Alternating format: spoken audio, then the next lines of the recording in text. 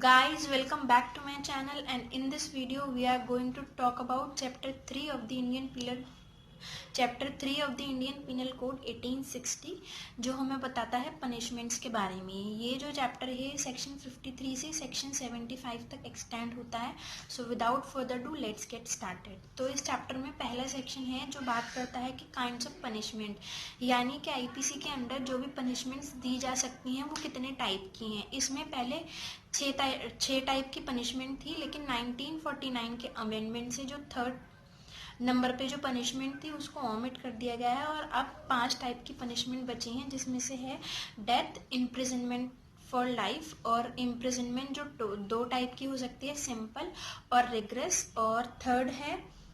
Forfeiture of property और fifth है fine. जो सिंपल और रिग्रेस इम्प्रिजनमेंट है उसमें ये फ़र्क होता है कि रिग्रेस इम्प्रिजनमेंट में जो प्रिजनर होता है उसको कुछ काम भी करवाया जाता है। नेक्स्ट सेक्शन है सेक्शन 53A। इसमें है construction of reference to transportation, यानी कि पहले ब्रिटिशर्स के टाइम पे और इंडिपेंडेंस के कुछ टाइम बाद भी काले पानी की सज़ा का प्रावधान था, यानी कि जो जेल है अंडमान एंड निकोबार में, उसमें क्या था कि काले पानी की सज़ा जिन लोगों को होती थी उनको वहाँ पे भेज दिया जाता था और वो पूरा पानी के बीच में एक आइलैंड की तरह एक जेल है और वहाँ पे कैदियों को रखा जाता था। लेकिन इंडिपेंडेंस के कुछ टाइम बाद ये जो काले पानी की सज़ा है इसको ख़त्म कर दिया गया और अब जो काले पानी की सज़ा है इसका मतलब ट्रांसपोर्टेशन टू लाइफ को समझा जाएगा इम्प्रिजनमेंट फॉर लाइफ। ये सेक्शन 53A में बोला गया है। नेक्स्ट सेक्शन है section 54, commutation of sentence of death. Commutation का मतलब होता है कि सब्सटीट्यूट कर देना दूसरे सेंटेंस से या फिर उसको कम कर देना, यानी कि जो अप्रोप्रिएट गवर्नमेंट होगी, अप्रोप्रिएट गवर्नमेंट की डेफिनेशन सेक्शन 55A में दी गई है। जो भी अप्रोप्रिएट गवर्नमेंट होगी वो डेथ सेंटेंस को कॉम्यूट कर सकती है अफेंडर से पूछे बिना। और सेक्शन 55 में है commutation of imprisonment for life. Commutation for imprisonment of life यानी कि जहाँ भी अफेंडर को इम्प्रिजनमेंट फॉर लाइफ हुआ है उसके कंसेंट के बिना जो अप्रोप्रिएट गवर्नमेंट है उस सेंटेंस को कॉम्यूट कर सकती है और वो किसी भी टर्म में 14 ईयर से ज़्यादा नहीं होगा। नेक्स्ट सेक्शन है section 57, fractions of term of imprisonment. इसमें ये बोला गया है कि fractions of term of imprisonment को 20 ईयर्स काउंट किया जाएगा, यानी कि जब भी कम्यूटेशन की बात आएगी इम्प्रिजनमेंट फॉर लाइफ के तो इम्प्रिजनमेंट फॉर लाइफ को 20 ईयर्स काउंट किया जाएगा। इसमें हम सिर्फ इम्पॉर्टेंट सेक्शंस की बात करेंगे। नेक्स्ट सेक्शन है सेक्शन 60, सेंटेंस में be in certain cases of imprisonment Holi और पार्टली रिग्रेस और सिंपल, यानी कि अगर किसी को 10 ईयर्स का इम्प्रिजनमेंट दिया गया है तो या तो वो पूरा सिंपल हो सकता है या पूरा रिग्रेस हो सकता है या पार्टली रिग्रेस और पार्टली सिंपल हो सकता है। ये कोर्ट के डिस्क्रिशन के ऊपर डिपेंड करता है। नेक्स्ट जो इम्पोर्टेंट सेक्शन है वो है 65। इसमें दिया गया है limit to imprisonment for non payment of fine when imprisonment and fine awardable, यानी कि अगर कोई भी पर्सन है जिसको कोई भी ऐसा पर्सन है जिसको इम्प्रिजनमेंट और फाइन दोनों से पनिशेबल किया गया है और वो फाइन देने में अनेबल है तो उसको फाइन के डिफ़ॉल्ट में जो है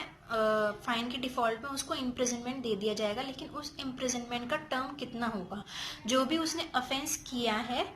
उसकी जितनी पनिशमेंट है उसका 1/4 से ज़्यादा उसकी इम्प्रिजनमेंट नहीं हो सकती इन डिफ़ॉल्ट ऑफ फाइन। जैसे कि मुझे 8 साल की, जैसे कि मैंने कोई ऑफेंस किया उसमें मुझे 8 साल की सज़ा मिली और 1000 रुपये फ़ाइन लगा और मैं 1000 रुपये फ़ाइन देने में अनेबल हूँ, मतलब मैं नहीं दे सकती 1000 रुपये फ़ाइन, तो 8 साल का 1/4 जो भी मैक्सिमम पनिशमेंट है उस ऑफेंस के लिए, यानी कि मैक्सिमम पनिशमेंट मान लीजिए 8 साल है तो 8 साल का 1/4 यानी कि 2 साल मुझे फ़ाइन के लिए जो है इम्प्रिजनमेंट मिल सकती है और इससे कम भी हो सकती है, क्योंकि इसमें लिखा है fine shell not exceed 1/4 of the term of imprisonment which is maximum fixed for the offence. Next जो इंपॉर्टेंट सेक्शन है वो है 67। इसमें बोला गया है कि imprisonment for non payment of fine when offence punishable with fine only, यानी कि ऊपर वाले सेक्शन में था कि इम्प्रिजनमेंट और फाइन दोनों से पनिशेबल है, और इस वाले सेक्शन 67 में है कि सिर्फ फाइन से पनिशेबल है, तो कितना टर्म ऑफ इम्प्रिजनमेंट होगा। इसमें ये प्रोविजन किया गया है कि जो फाइन है अगर वो ₹50 से कम है तो 2 मंथ्स का इम्प्रिजनमेंट होगा, फाइन 50 रुपीज़ से 100 रुपीज़ के बीच में है तो 4 मंथ्स का इम्प्रिजनमेंट हो सकता है, और अगर फाइन 100 रुपीज़ से ज़्यादा है तो 6 मंथ्स का इम्प्रिजनमेंट होगा। नेक्स्ट है section 68, imprisonment to terminate on payment of fine, यानी कि जो जैसे in default of payment of fine आपको इम्प्रिजनमेंट हुआ और बीच में आपने वो कर दिया, फाइन पेमेंट कर दिया, तो आपकी जो इम्प्रिजनमेंट है वो वहीं पर टर्मिनेट हो जाएगी। नेक्स्ट है termination of imprisonment on payment of proportional part of fine, यानी कि जैसे कि मुझे 100 रुपये फाइन लगा और उसके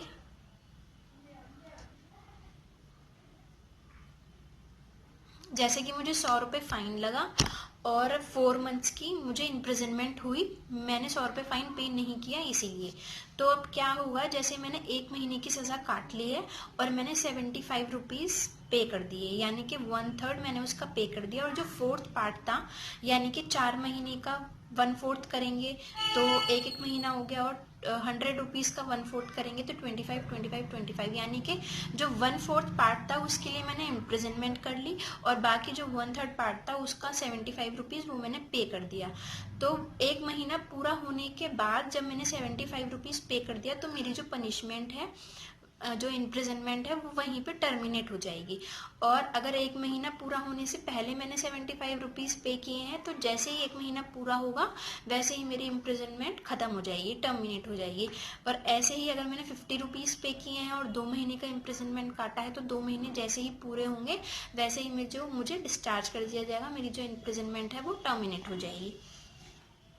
नेक्स्ट इंपॉर्टेंट सेक्शन है 71, limit of punishment of offences made up of several offences, यानी कि अगर आप कॉन्टिन्यूटी में एक ही बहुत सारे ऑफेंसेस करते हैं तो उसके लिए आपको कितनी पनिशमेंट मिलेगी। इसमें ये है कि जैसे मैंने किसी को चांटे मारे, 10 चांटे मारे, तो ये नहीं है कि मुझे 10 चांटे के लिए अलग अलग पनिशमेंट मिलेगी, मुझे चांटा मारने के लिए पनिशमेंट मिलेगी, यानी कि मुझे हर्ट के लिए पनिशमेंट मिलेगी, और वो जो 10 चांटे हैं वो एक ही काउंट किए जाएंगे। नेक्स्ट सेक्शन है section 72, punishment of persons guilty of one of several offences, the judgement stating that it is doubtful of which, यानी कि किसी पर्सन ने बहुत सारे ऑफेंसेस किए हैं लेकिन ये श्योर नहीं हो पा रहा है कि उसने कौन सा ऑफेंस, मतलब वो कन्विक्ट है, उसका ट्रायल चल रहा है बहुत सारे ऑफेंसेस के लिए, लेकिन ये श्योरिटी नहीं हो पा रही है कि उसने कौन सा ऑफेंस किया है और कौन सा ऑफेंस नहीं किया है, तो उसको कौन सी पनिशमेंट दी जाएगी। तो जो भी ऑफेंसेस के उस पर चार्जेस लगे हैं उसमें जिसकी सबसे कम पनिशमेंट होगी उससे उसको पनिश किया जाएगा। नेक्स्ट है सॉलिटरी कन्फाइनमेंट। सॉलिटरी कन्फाइनमेंट का मतलब होता है कि जो भी प्रिजनर है उसको एकदम अलग सबसे रखा जाएगा और किसी से मिलने जुलने नहीं दिया जाएगा। जिन लोगों को रिग्रेस इम्प्रिजनमेंट मिलती है उनको सॉलिटरी कन्फाइनमेंट में भेजा जाता है, अगर कोर्ट बोलता है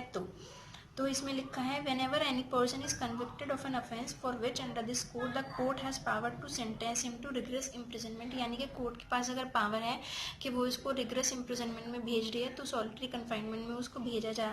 जा सकता है। लेकिन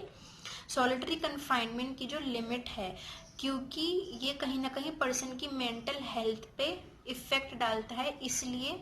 सॉलिटरी कन्फाइनमेंट की जो लिमिट है वो फिक्स कर दी गई है, क्योंकि सबके अपने राइट्स होते हैं। माना कि किसी ने ऑफेंस किया है, कोई प्रिजनर है, लेकिन उसका भी राइट टू लाइफ है under article 21 of the constitution, और राइट टू लाइफ में right to life with dignity भी आता है, इसलिए सॉलिटरी कन्फाइनमेंट की जो लिमिट है उसको फिक्स किया गया है। इसमें बोला गया है time not exceeding 1 month if the prisonment shall not exceed 6 months, यानी कि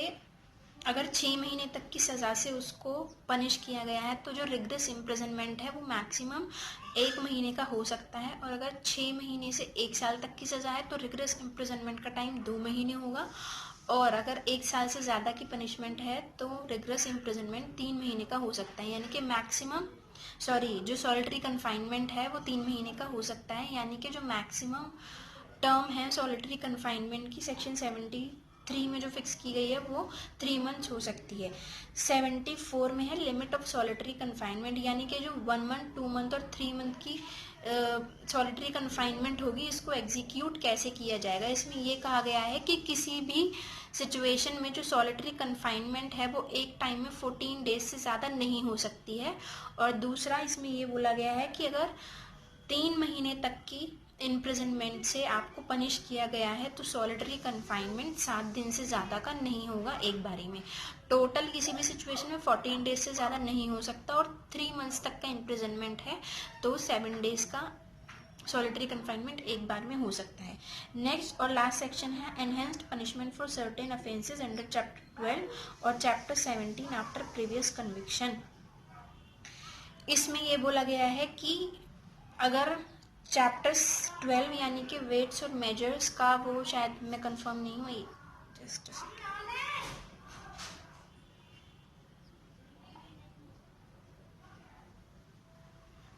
चैप्टर 12 बात करता है offences relating to coin and government stamps, यानी कि किसी ने भी कोई भी ऑफेंस किया जो चैप्टर 12 में, यानी कि कॉइन्स और गवर्नमेंट स्टैम्प्स। और चैप्टर 17 है ऑफेंस अगेंस्ट प्रॉपर्टी, यानी कि theft, extortion, robbery, dacoity, criminal misappropriation of property. ये सब ऑफेंसेस अगर किसी ने किए हैं प्रीवियसली और दोबारा से उसका सब्सिक्वेंट कन्विक्शन होता है उन्हीं ऑफेंसेस के लिए, तो उसको इम्प्रिजनमेंट फॉर लाइफ और इम्प्रिजनमेंट ऑफ 10 ईयर्स हो सकता है। ये बात इसमें की गई है सेक्शन 75 में। और इसको So guys, that's it for this video. For more such informative videos, stay tuned, press the subscribe button and the bell icon. We'll meet you soon in the next video. Till then, bye bye, take care and stay healthy.